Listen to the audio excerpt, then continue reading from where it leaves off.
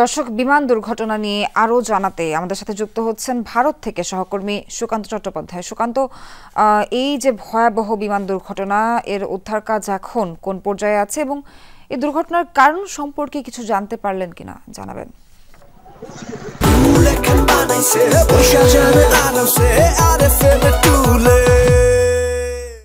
দেখুন, এই যে উদ্ধার কার্য কিন্তু এখনো চলছে।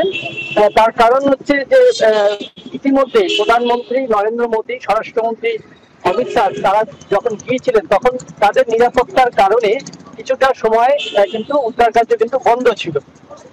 এখন আবার উদ্ধার কার্য এবং আলো জ্বালিয়ে এই যে দূরত্ব যে হাসপাতালটার উপরে ভেঙে পড়েছে এই বিমান, সেখানে কিন্তু এখনো উদ্ধার কাজ চলছে। দেয়াল ধ্বংসাবশেষ সরিয়ে যদি কিছু আরো বডি রিকভারি হয়, অর্থাৎ সবদেহ রিকভারি হয়, তার লক্ষ্যে কিন্তু সেনাবাহিনী কাজ করছে।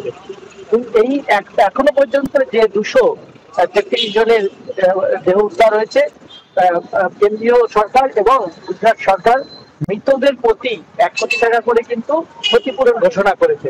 পাশাপাশি এই যে ঘটনা পূর্ণাঙ্গ যে তদন্ত করবার জন্য কিন্তু অসামরিক যে বিমান পরিবহন সংস্থা রয়েছে তাদের কিন্তু নির্দেশ দিয়েছে। এই ঘটনা যাতে পুনরাবৃত্তি না হয় তার জন্য ইতিমধ্যে সমস্ত ভারতবর্ষের যে বিমানবন্দরগুলি রয়েছে যেগুলো এবং বিভিন্ন যে বিদেশি বিমানগুলি এখান থেকে ওঠানামা করে প্রত্যেকের উপরে কিন্তু নজরদারি চালানো হচ্ছে।